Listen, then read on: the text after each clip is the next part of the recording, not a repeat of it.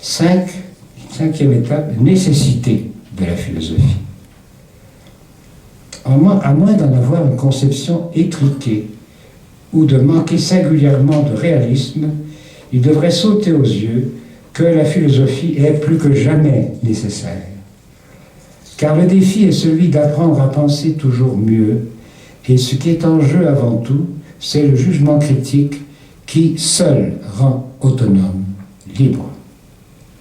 Les problèmes de société et les problèmes politiques s'avèrent de plus en plus globaux, complexes, au sens étymologique, de tisser ensemble, cependant que le déploiement des connaissances va dans le sens opposé, suivant des labyrinthes toujours plus spécialisés, fragmentés, détachés du tout. Paradoxalement, de moins en moins de personnes sont préparées par leur formation à faire face à ces problèmes globaux. On sait pourtant ce que risque de donner au niveau collectif l'écoute exclusive d'un expert en économie, par exemple, mais quel que soit le domaine. Quel que soit le domaine, le cas de l'économie est très récent et très actuel, vous en conviendrez. Expert qu'on ne comprend souvent du reste plus guère. En même temps, les nouveaux pouvoirs de communication restructurent tant l'action politique que le monde de l'économie et de la science et façonnent la société selon de nouveaux modèles culturels. Leur impact sur la vie des personnes et des peuples, le libre afflux des mots et des images à l'échelle mondiale transforme les relations humaines à tous les niveaux et même la compréhension du monde, démontrant à neuf à quel point l'évolution des sociétés est déterminée par la culture d'abord, bien avant les modes de production ou les régimes politiques. On le voit, jamais une bonne formation générale n'a été aussi nécessaire, et à la base de celle-ci, la philosophie. Toute démocratie dépend de la qualité de la formation des citoyens, de leur jugement, mais par conséquent aussi du langage et de la capacité de discerner, de détecter ce qui est démagogique, de tenir de véritables débats rationnels sans lesquels la démocratie périclite vite en son contraire. L'histoire l'a démontré d'innombrables fois, à proportion que la faculté d'expression, de communication, de pensée dépérit dans une société, la violence croît. Cette violence prend notoirement au Québec la forme d'une violence faite à soi-même, le suicide. La démocratie véritable est extrêmement concrète et complexe. Elle implique le dynamisme constant de recherche, de découverte, de développement, de choix en vue du bien commun, qu'on s'efforce dès lors sans cesse de réaliser de manière pratique. Elle suppose une éducation aidant chacune et chacun à se forger de façon critique une culture philosophique propre. Seule une telle culture peut sauver l'expert de son expertise, le technicien de sa technique, les sociétés humaines de la montée de l'insignifiance. Faute de quoi, risque fort de se réaliser cette terrible prédiction de Nietzsche, je cite, « Quelle ne sera pas la répugnance des générations futures quand elles auront à s'occuper de l'héritage de cette période où ce n'étaient pas les hommes vivants qui gouvernaient, mais des semblants d'hommes interprètes de l'opinion. » Donc ça, encore. Fin de citation. Comme je l'ai rappelé dès le début de cette conférence, tout être humain a une philosophie implicite, consciente au point, certes souvent peu critique, mais qui commande sa vie entière. Les questions les plus brûlantes, en termes de Husserl, qui me paraît très juste, les questions les plus brûlantes sont les questions qui portent sur le sens ou sur l'absence de sens de la vie. Ces questions engagent la totalité de l'expérience humaine. Or, cette préoccupation est au cœur de la philosophie, ainsi que l'attestent les propos suivants de Wittgenstein, dont l'œuvre paraît pourtant consacrée à d'autres questions. Là, je pense qu'il est en anglais, je vais vous le lire en anglais, je crois que tout le monde va comprendre. What is the use of studying philosophy if all that it does for you is to enable you to talk with some plausibility about some abstruse questions of logic, etc.? And if it does not improve your thinking about the important questions of everyday life? You see, I know it's difficult to think well about certainty, probability, perception, etc. But it is, if possible, still more difficult to think or try to think really honestly about your life and other people's lives. C'est dans une lettre qu'il a écrite à un de ses amis qui s'appelle Norman Malcolm, qui a fait un mémoire, un petit livre sur Wittgenstein, et qui cite cette lettre. L'importance qu'on en accorde à la démarche des sciences pures vient de ce qu'elle est la seule qui paraisse rendre possible un accord universel, en reposant sur une réduction préalable de l'expérience humaine à deux domaines extrêmement limités l'un et l'autre, relativement limités l'un et l'autre, je devrais dire, celui de la perception et celui du raisonnement formel.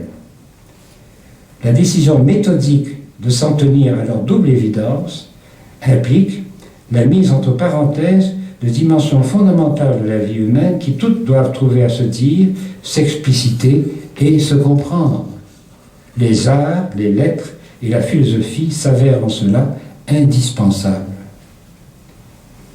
L'application réciproque de tous les problèmes au niveau planétaire et les effets de la technoscience sur la nature mettent chaque jour davantage en relief l'importance de l'humain. Il y a lieu de s'en réjouir s'ils suscitent leur pendant éthique, le lien de solidarité, le fait de tenir et de porter ensemble la responsabilité de l'humain comme tel. Cette personne-ci, chacune et chacun d'entre nous, est-ce qu'il y a de plus complexe et de plus concret à la fois en ce monde? De là vient la difficulté de l'éthique et le défi majeur qu'elle pose à la philosophie. L'éducation vise l'être humain concret, donc total, dans le respect de tout ce qu'il est, dans le concret de la dignité égale de tous les humains, quels qu'ils soient.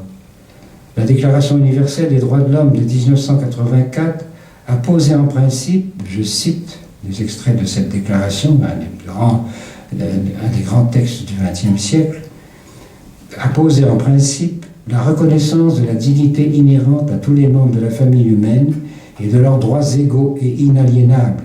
On avait ça un peu dans la discussion encore tout à l'heure. Comme constituant, poursuit le texte, le fondement, cette dignité inhérente à tout, égale pour tous, comme constituant le fondement, je cite encore, le fondement de la liberté, de la justice et de la paix dans le monde. Une prise de conscience accrue de cette valeur fournit un repère indispensable aujourd'hui dans la pluralité des cultures, parmi tant de morales différentes permettant la convivialité, le vivre ensemble. La dignité humaine, rappelle la philosophie, signifie que chaque être humain est au-dessus de tout prix, unique au monde, devant être considéré comme une fin et jamais réductible à un moyen, ainsi que l'affirmait si justement Emmanuel Kant, avec toutes les conséquences pratiques que cela entraîne. Seule la philosophie peut, dans le contexte pluraliste actuel, pleinement assurer une telle prise de conscience et la porter à maturité. On a d'autre part raison, me semble-t-il, d'insister aujourd'hui sur l'urgence d'éveiller plus que jamais à la connaissance de la connaissance, c'est-à-dire à l'évaluation critique du savoir, permettant de mieux prévenir la part d'illusion qui aura été si considérable dans l'histoire, s'agissant de l'être humain lui-même, ou de telles formes de savoir qu'on croyait définitives alors qu'elles ne l'étaient pas du tout.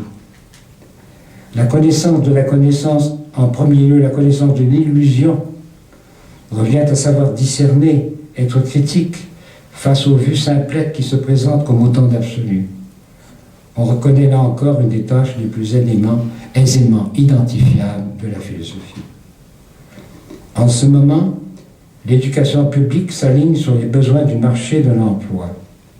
Cette approche d'apparence pratique ne l'est pas du tout, elle est largement illusoire. Se concentrer sur la technologie, par exemple, générera des diplômés obsolètes.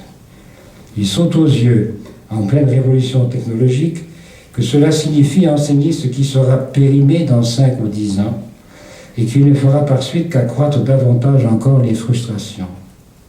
Le problème n'est pas celui de créer des habiletés au sein d'une technologie galopante, mais bien plutôt d'enseigner à des étudiants et étudiants à penser et leur fournir les outils intellectuels qui les rendront aptes à réagir à la myriade de changements y inclus de changements technologiques auxquels ils auront à faire face dans les prochaines décennies.